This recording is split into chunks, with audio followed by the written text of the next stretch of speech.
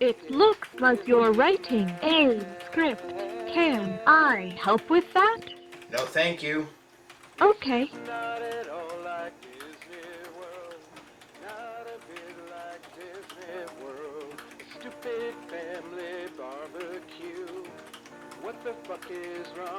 You know, I have several features that may be useful in this situation.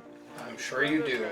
For instance, if you need help preparing an outline, No, thank you. I can suggest. Okay then. Are you sure? Yeah, I'm sure. I'm happy to help any way I can. Just power it down.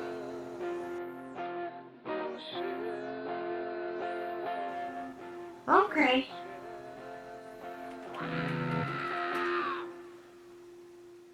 This is not at all like Disney World.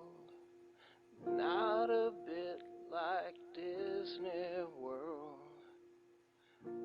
Not a thing like Disney World. This is nothing at all like Disney World.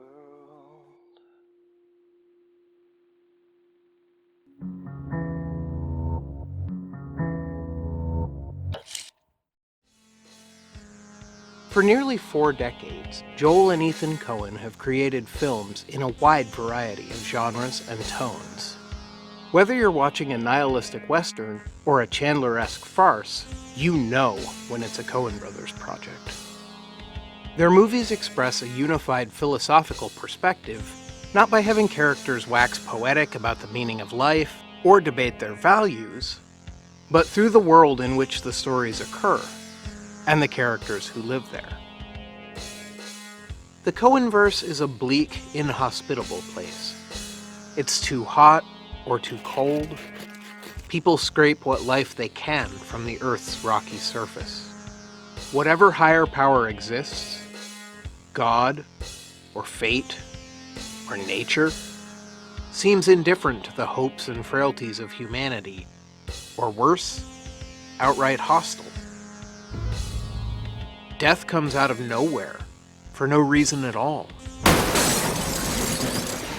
Chaos reigns.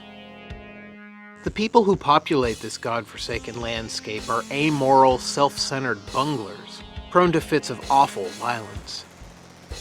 Those in power talk about making the world better, or bringing something new and meaningful to it, but they're really only interested in preserving their place at the top. Everyone else is much the same, lazy, unscrupulous, always ready to turn their backs on each other and on a god who's forever on vacation.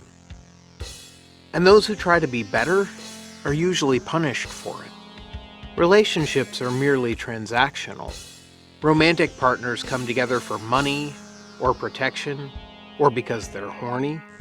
Friendships are forged out of necessity or convenience. In accordance with what we think your dying wishes might well have been. It sounds horribly depressing, but most of these movies are generally considered comedies. Really, it's a question of tone. Some of these films just feel darker.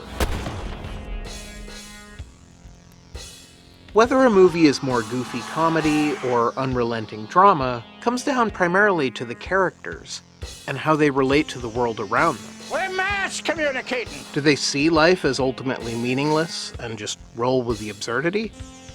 You've got a Coen Brothers comedy on your hands. That ain't legal either. Do they push back against it, hell-bent on finding some kind of underlying plan that explains everything? Yeah, good luck sleeping after that.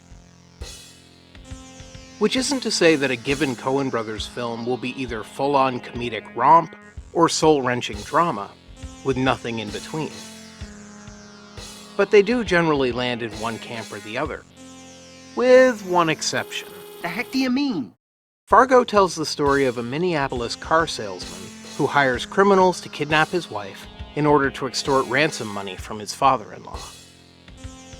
things go awry, and soon the kidnappers are being hunted by a very pregnant chief of police. No, I just think I'm gonna barf. Beyond that simple outline, things are going to get pretty spoiler heavy, so if you haven't seen Fargo, I'd recommend watching it before continuing. Or don't. Your call.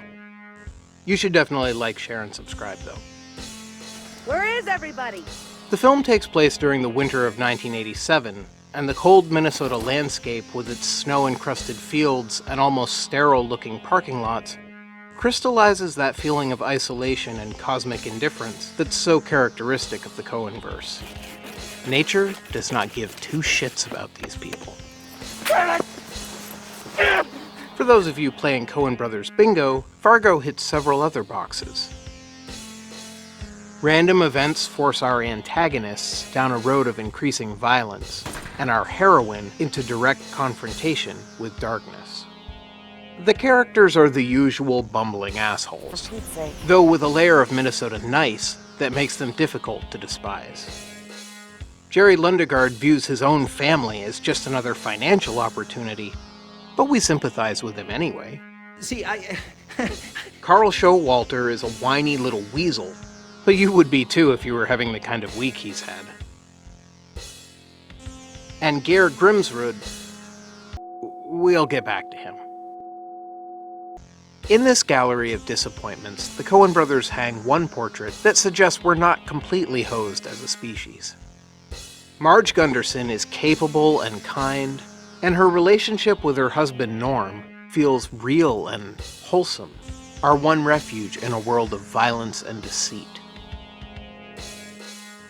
Her unfailing good cheer keeps the first half of the movie firmly in the comedy camp, even when the humor gets a bit dark. Oops.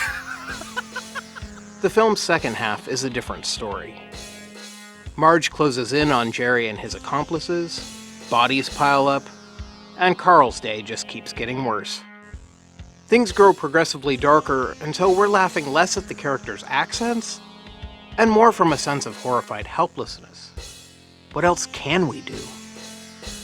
This change in tone is signaled by two seemingly innocuous scenes. In the first, Marge and Norm are watching a nature program on TV. It's a bit gruesome, but it's also just kinda how the world works.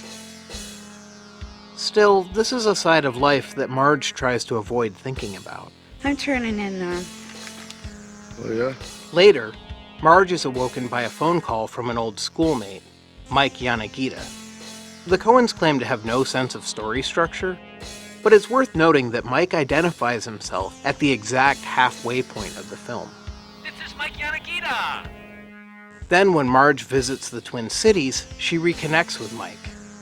He's a lot, coming on to her despite her being married and obviously pregnant. No, why don't you sit over there? I prefer that. She tries to politely soldier through lunch, but things get increasingly uncomfortable as Mike moves from bragging about his career to sobbing over the recent death of his wife from cancer. Later, Marge learns that everything Mike told her, his job, his marriage to Linda Cooksey, her death, is a lie. In fact, Mike was stalking Linda. That's a surprise. The first few times I watched Fargo, I didn't really get why these scenes were there. But the more I've thought about it, the more I realize just how crucial this subplot actually is. As Marge returns to Brainerd, we start to see cracks forming in her worldview. Before, it seemed like she genuinely believed in Minnesota niceness. She never got belligerent, she never pressed Shep during their interview, she took Jerry Lundegaard at his word. But now, everything is less pleasant. Hello? Marge goes back to see Jerry, and this time he's combative and angry, and then he's gone. Sick, he's fleeing the interview. He's fleeing the interview. The film's plunge into darkness finally ends with the arrest of Geir Grimsrud. Marge tries to lecture him about morality, but everything she's seen has left her badly shaken. When she admits that she can't make sense of it, is that a faint smirk on his face? I may be reading too much into Peter Stormare's chilling performance here, but I really think it is. It's almost as if Marge's acquiescence was what he wanted all along. The name Grimsrud derives from two Old Norse words meaning man who wears a mask and cleared field. Maybe behind that expressionless face, there's just nothing. Just the cold blankness of a Minnesota winter. Grimsrud personifies all the parts of the world that Marge tries to ignore. He's violent, capricious, meaningless. It's no wonder that in the film's closing moments, a look of doubt, ambivalence maybe, crosses Marge's face as she thinks about the world she's about to bring a child into. Is it even worth it? The only answer to that question that the Coenverse offers is that it doesn't matter. Worth it or not, humanity endures. The cycle repeats itself. Down through the generations, westward in the wagons, across the sands of time until we... What the hell was I saying? Anyway, I hope you guys enjoyed that video. I'll be back in a few weeks with the last video in my series on 24 great directors. And until then, take care of yourselves and each other.